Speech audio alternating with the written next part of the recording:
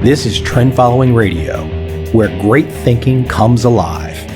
Nobel Prize winners, legendary traders, best-selling authors, and the pros that know what drive us irrational human beings. I am your host, MICHAEL COVEL. Not filtered, raw, honest. That's my passion.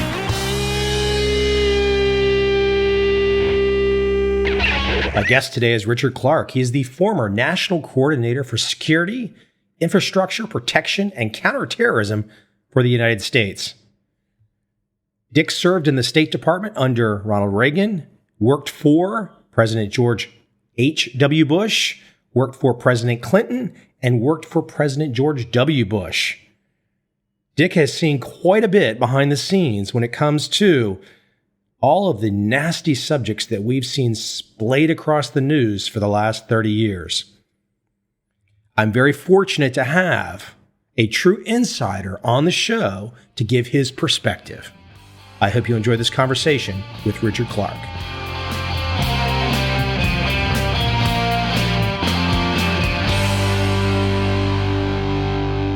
So, Dick, in advance of this conversation, I was thinking to myself, wow, I've really got someone who has been in the catbird seat going back to the Reagan administration, in the State Department, inside the Bush administration, inside the Clinton administration, inside the Bush administration. You've had a catbird seat to watch so many things unfold, and specifically to watch the Middle East and to watch, Islamic extremism unfold going back a long time. I think we would be amiss today in our conversation, and especially with the notion of finding Cassandras. In your mind, with your experience, what you've seen, and walk people through to today. And what I mean by that is, where's the starting point for you? I want to really pick your mind today to give people a great education, a kind of a non-political education about where we stand in the world today in terms of these issues. In your mind, when it comes to the Middle East and Islamic extremism, is there a starting point for you? With all the experience that you've had, decades in government, what is the starting point in your mind? Well, I think a lot of people take 1979 as a trigger year. In 1979, several things happened. One thing that shook the Arab world, the Muslim world, was a group of Saudi terrorists. We would call them terrorists. They thought of themselves as religious fundamentalists, took over the Holy Mosque in Mecca. The Saudi government proved incapable of getting them out. A fight ensued. Ultimately, Saudi Arabia had to turn to France to send in commandos. These were non-Muslim commandos and violated the Holy Mosque. That caused a lot of rethinking among the fundamentalists in the country, and I think throughout the Arab world. The same year, Russia invaded Afghanistan. That caused, in the following years, a mass movement of jihadi fighters from throughout the Arab world who would never have gotten together otherwise. They got together in Afghanistan. And the third event that year was the fall of the Shah, the replacement of the Pahlavi regime with a very religious, fundamentalist, expansionist government in Tehran. From there, things began to change. It took a while, but I think the seeds were planted in 1979. Dick, I think this would be a great time for you to offer some education to the typical listener that probably doesn't really even register unless one is Muslim, that there are two main sects, so to speak. You have the Sunni and the Shia. Given what you just outlined in 1979, can you lay out the Sunni-Shia landscape at that moment in time and the disagreement between the two? Well, I think traditionally the capital or the center of the Shia branch of Islam, think of it as Protestants and Catholics, not a great analogy, but it's close. I think the center of mass of the Shia version of Islam was in Iran. But the Iranian government under the Shah was a semi-constitutional, semi-democratic government that was more concerned with recreating the might of Persia than it was with spreading the religion. In fact, it wanted to contain the religion. It saw the religion as an impediment to modernization. Once the Shah was swept away, in part by the religious fanatics themselves. You then had an Iranian government that saw itself not just as Persia and as Iran, but as a hub for the Shia version of Islam.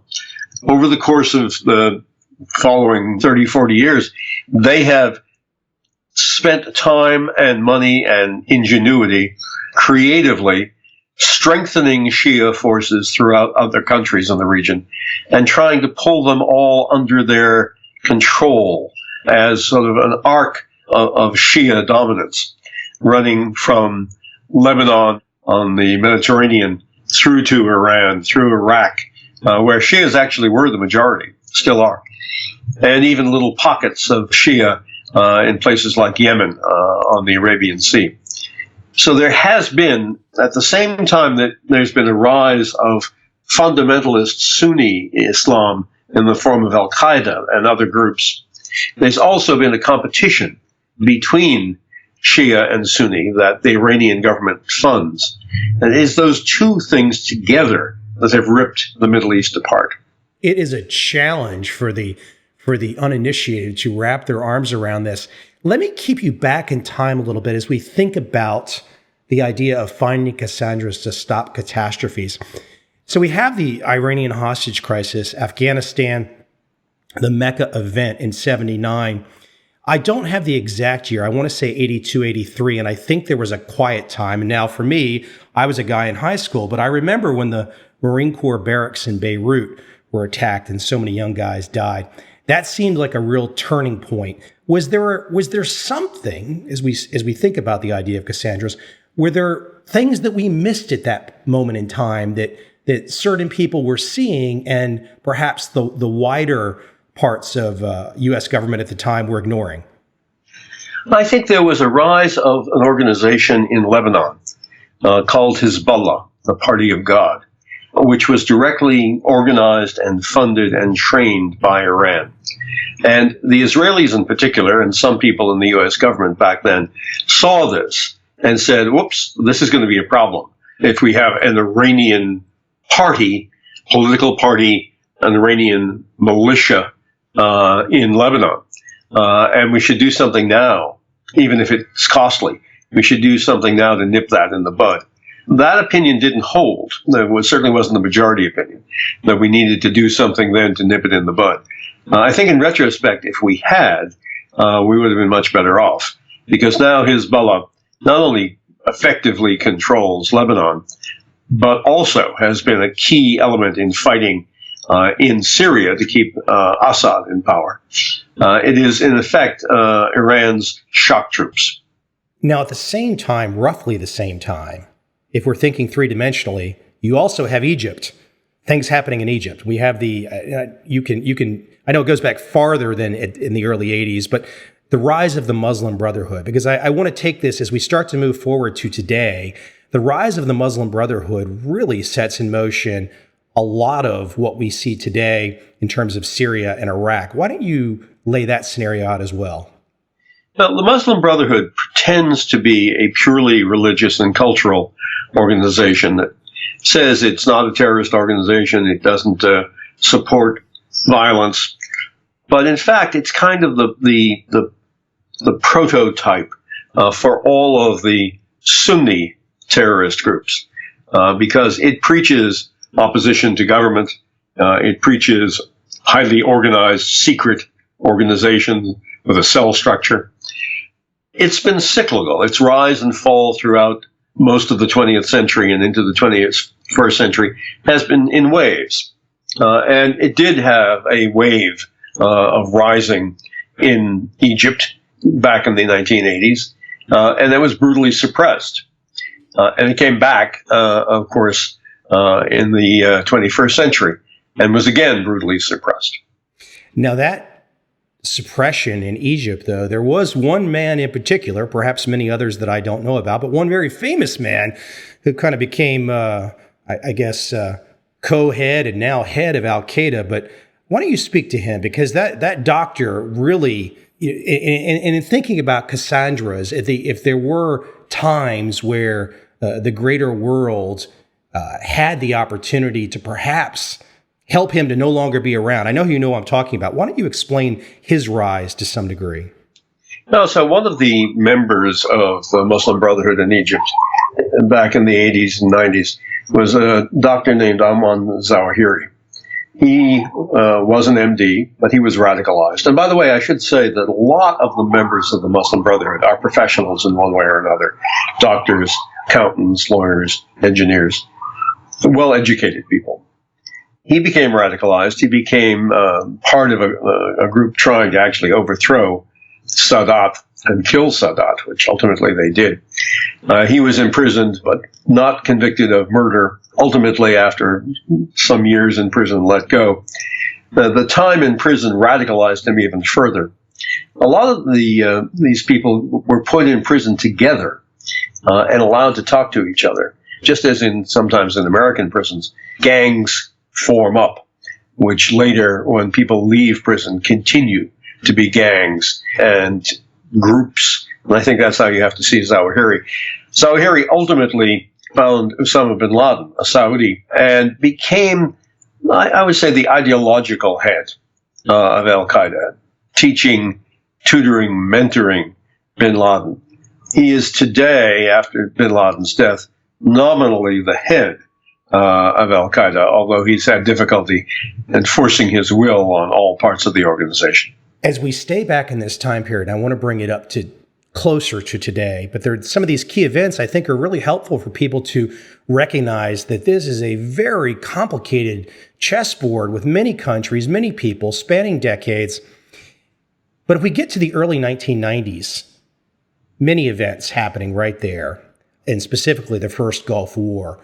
Now, if my memory holds, in the latter half of the Reagan administration, of course, you have the wall coming down, Eastern Europe changing, Russia changing. But there wasn't a lot in the media. I don't think as the typical American was thinking as much about Islamic extremism until we got to ultimately, and you can lay these out, ultimately the first Gulf War and the first bombing of the World Trade Towers. Why don't you speak to both of those, and perhaps, given your background, speak to any missteps or any of those Cassandras that we missed? Because your co-author and I, R.P. Eddy, we spoke about one particular analyst that was seeing, and I think there was some story there with you as well, in terms of you hearing this insight, but seeing that Saddam was coming. And so there were people that knew very, very correctly that was about to happen, even though for most of the world it came off as a surprise. Why don't you speak to those issues, Dick? Chapter 2 in the book is the story of a Cassandra named Charles Allen, who was the National Intelligence Officer for Warning. Now, that was a job, it doesn't exist anymore, but that was a job that stood apart from CIA. It was a job that looked at all of the intelligence agencies and had a global writ. And he saw in July of 1990 indications that Saddam Hussein was going to invade and occupy all of Kuwait. No one else saw it. We held meetings on the topic in the State Department and in the White House, and he was a lone dissenter, a lone expert. Other experts said, oh, that would mean an Arab country invading another Arab country. That's never happened before. That would mean fighting in the summer heat in the deserts of Arabia. No one in their right mind would do that. That's never happened before. They said they had other explanations for what was going on. It's all about the oil. It's trying to intimidate the Kuwaitis to reduce their oil production. He's just rattling sabers. He's not going to actually do it. Turns out we now know, obviously, that he did do it. But we also know from Saddam Hussein's interrogation, once he became a prisoner 20 years later, that he didn't think the United States would mind if we annexed Kuwait. And he was absolutely flabbergasted when we did, and even more alarmed and amazed when we assembled a 500,000-man army to kick him out. Had the warning gotten through to President George H.W. Bush, and had he, as he was wont to do with world leaders, picked up the phone and called Saddam and said in his nasally voice, Saddam, It looks like you're going to try to do something against Kuwait. Don't do that, or we'll have to stop you. We now know it would never have happened. And if you think of the dominoes that fell after that, because we did send a 500,000-man army into Saudi Arabia, we did kick him out, but we never left Saudi Arabia. We had promised the king, I was in the room at the time with Dick Cheney and the king in Saudi Arabia, we promised the king that as soon as the war was over, we'd leave with everything. And we didn't do that. We came up with excuses for hanging around. And that, in many ways, stimulated people who ultimately joined Al-Qaida because they saw the United States not only fighting Arab countries, oil-rich Arab countries, but beginning to occupy them. Roll forward a few years. I think my timing is right if memory holds. Even though it was a big event, the first Gulf War, I think for the typical American, they really didn't feel it. It was kind I disagree. I think the American people at the time were engrossed by the first Gulf War. The U.S. forces started flowing in August. The air campaign began in the fall, and then an abbreviated ground campaign that lasted, I think, 3 days. But no, I think the American people were completely engrossed. The media covered nothing else for months. CNN cut its teeth on the first Gulf War. We had reporters embedded in all of the military units that were broadcasting live from the fronts on all channels. It was, and by the way, when it was over and we won so decisively and so quickly with so few American casualties, there were then great celebrations throughout the United States, including a huge one in Washington, with the troops from the war led by General Schwarzkopf marching down the street with airplanes flying overhead. I think the American people were focused on that war. What I mean by my statement is everything you just said is 100% true, of course. What I meant, though, was it happened like a video game. We watched it, it was over, and none of us really felt pain. Well, that's true. We lost 375 people, I think, which is horrible, but it's a very small number for a war involving 500,000 Americans. It was almost, General Powell complained after the fact. He said the American people are going to think that we can do immaculate war. We had such a high-tech superiority over the Iraqis. It was at the right place and the right time for the American military. We had brought all these great new weapons to fruition to fight the Soviet Union or to deter them. And then the Soviet Union fell, and we still had this huge army with this new wave of technology. We got to use it and just totally overwhelmed the largest Arab army, a very large army. And the Chinese and the Russians were watching, and the Chinese and the Russians were amazed by the American fighting power and the way our technology worked. They changed. It took them a while, but they knew then they had to change entirely their way of war, and they have.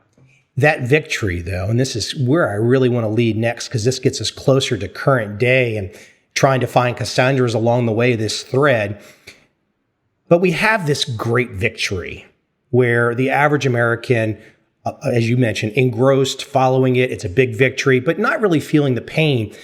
I wonder if you would agree that perhaps the first pain that was really felt would be that first World Trade bombing, because you just point out correctly that us being there was causing more radical elements to just be upset alone that we were operating in that part of the world, that it appeared to some of them for sure that there was now an American occupation. And that brings us a few years later into that first World Trade Center bombing, which, why don't you speak to that and perhaps any missteps that we had along the way to that? The first World Trade Center bombing in 1993 seemed odd to most Americans. It seemed kind of out of place. But I wouldn't say they felt pain, because the casualties were relatively small, and the damage was relatively small. What was surprising, it's that old joke about the dancing bear. It's not the dances well, it's the dances and all. The thing about the World Trade Center bombing in 93 was that it happened, that a group of Muslims from around the world, from several countries, seemingly got together in some sort of pickup basketball thing. How did they get together, and why did they get together in New York City? And then they tried to do this odd thing of blowing up the garage in the World Trade Center. It just seemed very peculiar to people, but it didn't seem like part of a pattern.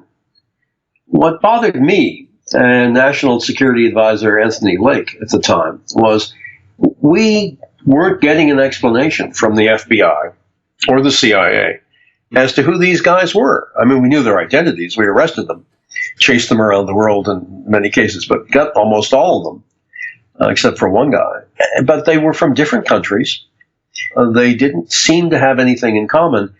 Anthony Lake and I kept asking, what's the organizing force? What's behind this? You're not telling us that this is Hezbollah, because it wasn't, or the Palestinian Islamic Jihad, or any of the organizations we knew about. Who are these guys? And eventually, under a lot of pressure, the CIA said, well, there's something going on, and there is a Saudi involved in raising money for these various groups around the Muslim world. They seem to be disconnected groups, but he's raising money for them. He's the financier of terror, and his name is Osama bin Laden. First time you'd heard of him? First time I'd heard of him, and we said, the financier? We want to know everything about this guy. We want full coverage on this guy. But that didn't reveal Al-Qaida. What revealed Al-Qaida, which had been around at that point for 3 or 4 years as an organization with a structure and members, what revealed Al-Qaida was one of their own number walked into a U.S. embassy and told us about Al-Qaida. And then the FBI went back and looked at documents from the New York arrests and found the name Al-Qaida in some of the documents. But it had been forming. It probably began in '88, and we probably didn't really figure out, the intelligence community, law enforcement community didn't really figure out that it existed. Probably till '94, I would say, at the earliest. They were a little slow on the uptick. Dick, of course, there's a lot of details here, and we can only talk so much. We could talk for hours about, step by step. And at the same time, I'm asking these questions. Your career is advancing as well, too. You are finding yourself in more and more very important positions inside the government. Bring me up to inside the Clinton administration, and you can pick the time that you think is important in your mind. But I'm imagining of 2 to 3, 4 years before 9/11, start to paint the picture as to what's going on, the information flow, how you felt, and perhaps any Cassandras that we were missing at the time in the years ahead of 9/11. We had gone through a period in the 1980s where there was a lot of terrorism directed at the United States. It was largely overseas, and it was largely Palestinian. But then it had gone away. And we had several years where terrorism against the United States had sort of stopped or gone to a very low level. Then it began again in the 1990s, but it wasn't from Al-Qaida. We had this awful terrorist attack in the United States, the largest one in our history up to that point, in Oklahoma City. And it was by Christian American extremists, Christian extremists. And it killed children. It took down a federal building. It was terrible. And it really shook up Bill Clinton. And he started asking, boy, if that can happen there, it can happen elsewhere. I want you to start thinking about, are we prepared for these things? Because it looks to me like we're kind of fragile. What if they were using chemical weapons? What if they were using biological weapons? And that wasn't a crazy question, because the year before, in Tokyo, a Japanese strange cult terrorist group had made chemical biological weapons and used them both in the Tokyo subway. Well, Clinton put the two together, and he said, what if they used chemical or biological weapons, somebody, Christians, Japanese, whoever, and large truck bombs in America? Are we ready for that? And the answer was no, of course not. So he asked me to put together a program. So we began a program then in 157 cities to prepare cities for dealing with large-scale terrorist attacks, including those involving chemical and biological weapons. If anybody had said to me at that point, who's the group you're worried about? I would have said either right-wing Christians or Hezbollah. There was also the Atlanta Olympics, a little bomb that went off, but nonetheless a bomb. Al-Qaida was not high on your list at that moment in time. Al-Qaida was on my list, but I didn't think necessarily that they would do anything in the United States. I kept asking the FBI, is there an Al-Qaida presence in the United States? And they kept saying no. In retrospect, I realized that the FBI was not looking for Al-Qaida and wouldn't have known if it had fallen over it. The fact that they were saying, no, they're not there, gave us some reassurance until we got to understand the FBI's capabilities better. We were certainly worried about Al-Qaida overseas, and we had begun trying to counter their influence in the Balkans. They had been sending people into Bosnia, created a military unit there, were trying to infiltrate the society in Bosnia, marry into the culture, large numbers of their people. And one of the unsung stories of that period is that the U.S. and its allies effectively ejected Al-Qaida from Bosnia and from the Balkans after it had begun to put down roots. We were also breaking up cells in Africa, and we were countering them in the Middle East. We didn't see them, however, as a threat in our own country at the time. Dick, take me to the summer of 2001. The idea that an attack was imminent, some type of attack, not necessarily knowing exactly what, but there was a Cassandra type thinking. There was evidence, and people inside the administration, this would be the Bush administration at the time, knew. But speak to the idea of what we were knowing at the time, and perhaps any conflict, because look, inside a big administration, you're going to have some people that say, hey, look at this is really important. And you're going to have other people that say, nah, that's not important. We're not looking at that. Paint that picture, the summer, the few months ahead of 9/11. Well, let me begin, however, with the end of the Clinton administration. Because in August of 98, Al-Qaeda attacked and destroyed 2 American embassies simultaneously in Africa. At that point, we recognized they were actively trying to go after us in large, dramatic ways. We began developing programs to get the leadership. Bill Clinton broke with precedent and authorized the assassination, for lack of a better word, not only of bin Laden, but of all of his leadership. Now, the CIA couldn't do that. They didn't really want to, and they didn't try very hard. But Clinton authorized it, and he wanted it to happen. He recognized the level of the Al-Qaeda threat. He authorized all sorts of programs to go after Al-Qaeda. Then when the Millennium rollover occurred in December 99, January 2000, there was an attempt by Al-Qaeda to stage multiple attacks, most of which we thwarted. But there was a realization that these guys were looking to do something big, including perhaps in the United States. And so we developed a strategy with plans for major action, a lot of money, covert action, overt action. But then the administrations changed. Al Gore, who was part of developing that plan, did not win. And so we didn't think we could just implement the plan and leave it after a month or maybe 2 months, leave it to the new administration. We thought, this is really they have to make these decisions. So as soon as the Bush people showed up in Washington, Clinton told Bush, and National Security Advisor Sandy Berger told the incoming National Security Advisor Condi Rice, as did I, that the number one security threat they faced was from Al-Qaeda. And they needed to get on that immediately. And here was the plan. And all they had to do was sign it. Now you were staying on with the administration. So I was asked to stay on. That was pretty unique, right? At the time. Well, I had been asked to stay on 8 years earlier when the first Bush rolled over into Clinton. But it is rare for that sort of thing to happen. And so I was asked to stay on, and I thought, okay, fine, I'll stay on, and we'll implement the plan. Just, we need a meeting right away to authorize it. So I asked for that meeting to review the plan and authorize it.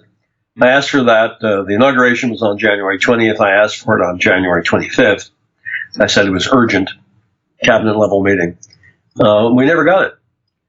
We never got a cabinet level meeting until September 4th of that year, 1 week before 9/11. It's kind of typical of the phenomenon we find in the book Warnings, that leaders have their own agenda.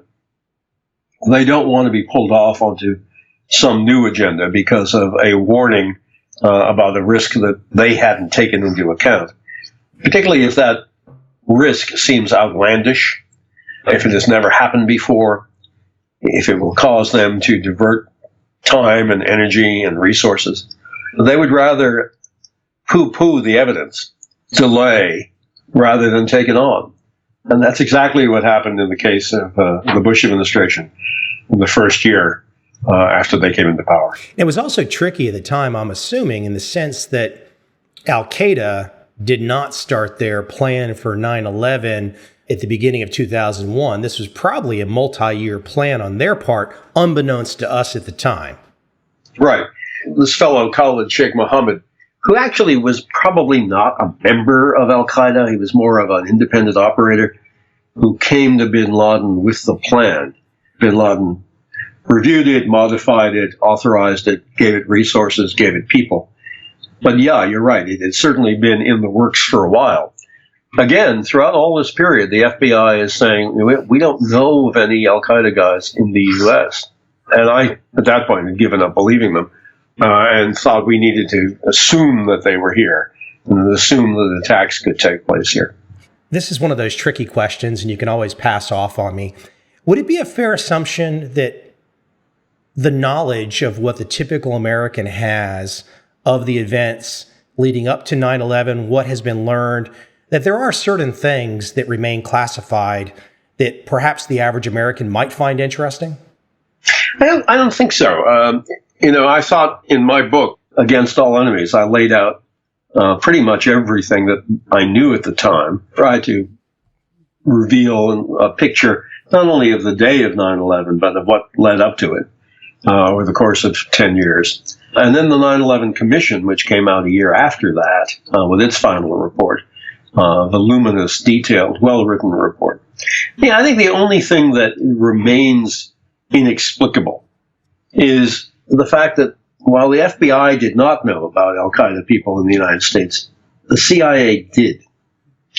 The CIA knew about two people, a guy named Hamzi and a guy named Midar, who we all knew were Al-Qaeda operatives. What CIA knew was that they were in the United States. And they didn't tell me. And they didn't tell the FBI.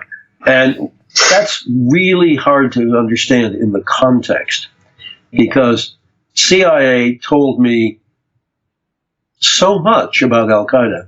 The CIA director personally would call me on almost a daily basis with reports, and I would meet with his counter-terrorism team on almost a daily basis. There was no holding back of information, and yet that fact was held back, and not by mistake, but intentionally. And when people in CIA said, "Oh, don't you think we ought to tell the FBI or tell Dick?" they were swatted down by their supervisors and told, no, you can't do that. So there was something going on, and the 9/11 Commission tried to find out what it was. And the Inspector General of CIA tried to find out what it was. But there were so many people involved. The Inspector General thinks about 50 or 60 CIA people knew. And they all, of course, united ranks and didn't reveal whatever it was that they were up to. We can guess what it was that they were up to. That's the only piece of information that I think is unanswered today. I'm going to skip over a few things because I think to some degree, most people have a decent feel for the events of 9/11. They have a decent feel for going into Afghanistan. But I think in my mind, as I go through your book and I say, gosh, wasn't there a Cassandra sitting there staring at us in the face that if we were going to go into Iraq for the second time and stir up that hornet's nest, in my mind, I say, and look, I've spent the last 5 years living in Saigon. which is an entirely different story. But the idea that we would go into Iraq and for whatever pretense, and I'll let you discuss that, and that then democracy would unfold. And I'm not sure what everyone thought would unfold next. But of course, and I want you to paint some picture here, and we can roll forward to today, but it sure seems like everything you've laid out so far, getting us to the point past 9/11, past Afghanistan, and then the next plan, perhaps using the violence of 9/11 as a pretext, we decide that Iraq is in our sights. And a lot of good people ultimately went out and stood in front of the world and said, you know, there's these terrible weapons that Saddam has. We have to go in. Dick, all these years later, laying this out, it really is the ground zero of the current conflict in Syria and Iraq, and that's all these years later. Give me some perspective from your side. The Bush team, the national security team around George W. Bush, I think they all had different reasons for wanting to do Iraq. Some of them were reluctant. I think Colin Powell was reluctant, but he didn't stand up, and he regrets that to this day. But I think if you look at them, you could probably come up with half a dozen reasons they wanted to do it. Paul Wolfowitz, who was the number 2 at the Pentagon in the moment of rare honesty, said in an interview, well, we all had different reasons. The only thing we could all agree on as a reason to do it was saying that they had weapons of mass destruction. So WMD was kind of the pretext, is the way I read that quote. That's the excuse that we could sell most easily. Why did they want to do it? Some of them wanted to remove what they thought was a potential threat to Israel, because Saddam had recovered from the first Gulf War. He rebuilt his army. He was building long-range missiles, there was no doubt about it.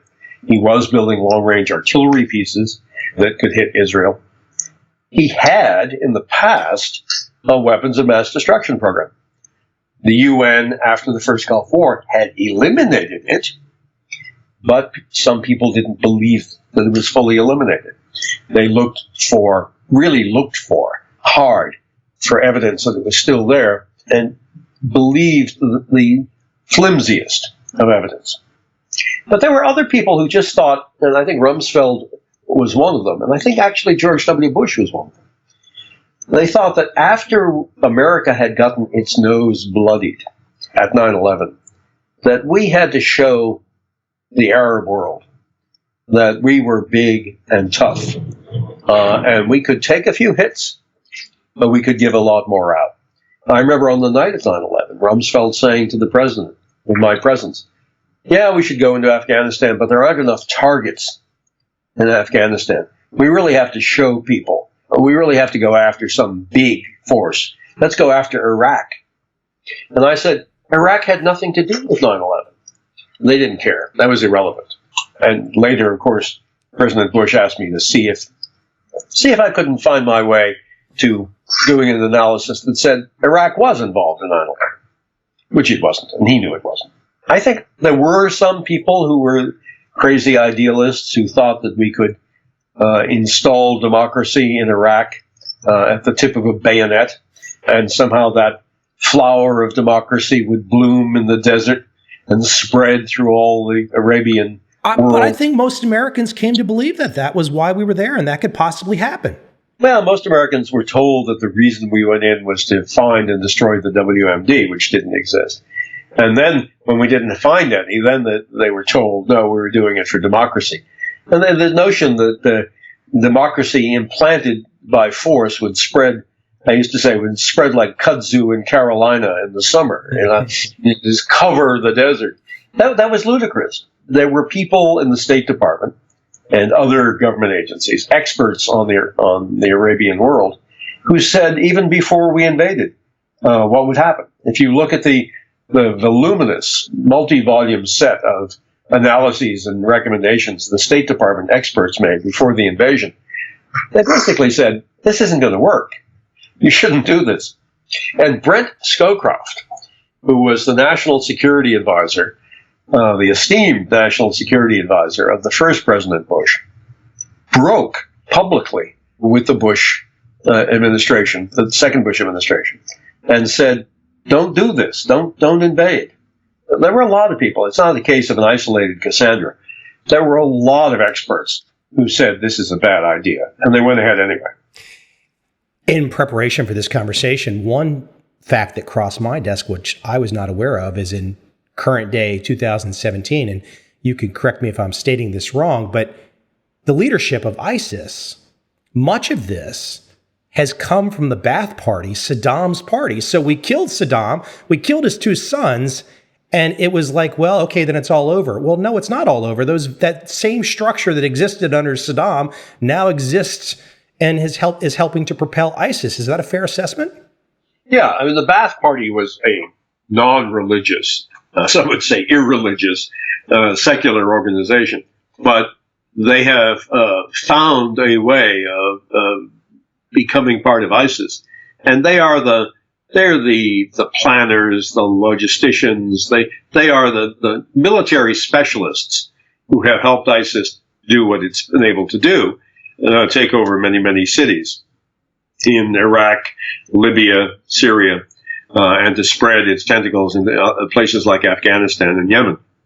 All of the mess that we see today in the Islamic world, almost all of it, you can never say all, but almost all of it is directly attributable to the sequence of events, the falling of the dominoes that happened after we invaded Iraq. And we invaded Iraq without any reason to do so, any legitimate reason to do so. There were no weapons of mass destruction. The UN had not completed its investigation. Saddam was willing to let it. Saddam was in no shape to invade or attack Israel or anybody else. He was deterred. We could never possibly think that we could impose democracy on an ancient and complicated culture like Iraq. It was complete and utter folly. And it's hard to find any foreign policy national security mistake in American history as consequential, not only for Americans, but for the world, as the invasion of Iraq. We're still paying the price, not only in paying for our veterans and their medical problems, but paying for fighting against ISIS, which was spawned by the American invasion of Iraq. Dick, as we wind down, I kind of have one last area I want to touch on. We lay out this scenario going back many decades, perhaps arguably some good decisions made by the West, some bad decisions made by the West. You just point one out as laying out perhaps the most consequential bad decision in American foreign policy in history. Give me your perspective imagining the next 10 and 20-year time periods. How do you, with as much experience as you have in this, and I mean, look, there's a little bit of game theory involved, and you're trying to make projections and predictions, but this is kind of the idea of spotting these Cassandras. Give me that forward-looking thinking from your perspective as to how you could see the next 10 and 20-year blocks unfold. It's hard not to be focused on what's happening today when you look 10 or 20 years forward. That's always the case. But especially now, it's hard to not see the world through the destruction of American power in which Donald Trump is engaged. Donald Trump is systematically destroying American power. He's undermined and almost destroyed the confidence of our NATO allies. He's thought of largely as a fool throughout the world, and America, therefore, as feckless. And then he's systematically destroying organizations. The State Department is run by 20 assistant secretaries. I used to be one. They haven't even interviewed anybody. This is June as we speak. They haven't even interviewed anybody to become one of these frontline managers in the State Department. Those jobs are all empty. And you have to think, this is intentional. For whatever reason, they are destroying American power. They want to cut our ability to spend money overseas, slash the foreign aid budget, which is a tiny budget to begin with, but is a key instrument to use to exercise American power around the world. They backed out of the Pacific Trade Agreement and let China take it over. So China will now lead the trading regime in the Asia Pacific area when we could have. We had negotiated the agreement. Across the board, there seems to be a systematic dismantling of American power for whatever reason. And if that continues for several years, then when you try to look at the world 10, 20 years from now, it could be a very, very chaotic world without American leadership, a world in which the values that we hold of order, of human rights, free trade, all of those things could fall apart. The world might not be able to do the kinds of things that it's been able to do in the past, like the Paris Agreement on the environment. I think the number one thing that's happening right now in historic dimensions that people will look back on is the melting of the glaciers. That will change, as one of our Cassandras in the book, Warnings, says, that will change sea level dramatically during the lifetime of people who are already born. The world will change in ways it has never changed in the last hundreds of thousands of years. If you get 6-meter rise or more, 9-meter rise is one estimate of sea level, the great cities of the United States and the world, most of them will have to be abandoned or parts of them saved at the cost of billions, hundreds of billions of dollars. That's the major trend in history that we're living through. Dick, can I offer one thought here too? As you mentioned, I think most people would what you just laid out in the last few minutes, I think you know, is that some people would take a partisan perspective and say, I've got a different view than Dick. But I wondered, to go back to the Iraq. Partisan about science, my friend. Well, no, I agree that there's. I don't debate climate change. I think people might debate the economics and this and that. But the larger issue that I want to bring up was the Iraq issue, and not only did it unfold what is unfolded in the Middle East, but the Iraq issue, one might argue, gave rise to the idea that America isolated is better. And I think you could also take that back. I mentioned as living in Saigon. I think you could take it back even farther and say that the start of wanting to pull America out, that some of these foreign wars, these foreign incursions that were not good ideas, Vietnam, Iraq, has led to many Americans forgetting how good we did in World War II. And so it's kind of this, you have these great victories in World War II, World War I, and then to go off on these excursions that were not such great ideas, where many people knew they were not great ideas. And I guess that's not surprising all these years later to see that a significant part of America wants to be isolated. Well, I think even President Obama felt that way. I think President Obama's reluctance to get involved early in Syria, which is another chapter in the book Warnings, was directly, I mean, he said it publicly in several interviews, directly a result of his belief that the United States government could not act effectively in the Middle East, that we might go in for good reasons, but because we were incompetent in execution, that we would make things worse. And it was better to do nothing than to go in and make things worse. I disagree with that, because I think just because we have had incompetent leadership in the past, and just because we have made mistakes in the past on execution, we have also done a great deal well in the past. You mentioned World War II, also the Cold War. We won those two great struggles of the 20th century, the World War II and the Cold War. We are capable of doing things well. And I think it's a huge mistake for an American president to say, well, you know, I'm not confident that we're any good at this national security stuff. Therefore, let's not do very much of it. We have no choice. We cannot sit here as we did in the 18th century and say we are protected by two great oceans. We'll just sit here and worry about our knitting and worry about homeland security. No, that's no longer an option. You could like that to be an option. It's not. We are in and of the world. And we are all over the world. Our interests are, our resources are, our people are. The world economy is intermeshed. The world society is intermeshed. You could no more retreat to a fortress America than you could do without the internet. People say, oh, there are cybersecurity problems. What if we just get rid of all this internet stuff and go back to typewriters and quill pens? You can't. Obviously, you can't. And you can't retreat into Fortress America anymore either.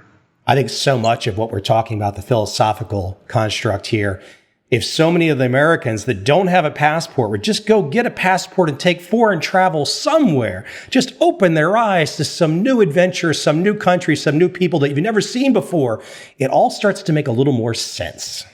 The world is one. It is an interconnected society, and we have to be a player in it, because if we're not, we are a victim in it. Dick, I had hoped today to have this great conversation where you could lead people through on your expertise and give people a feeling of the Middle East and Islamic extremism. And I think you've done a great job, and I really appreciate it.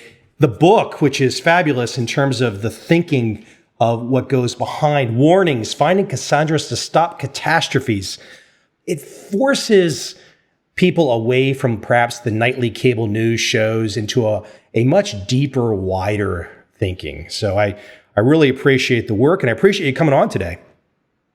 Well, I'm glad you like the book. Our basic premise is you always find these experts who predicted disasters after the fact. We think we have a way of finding them before the fact.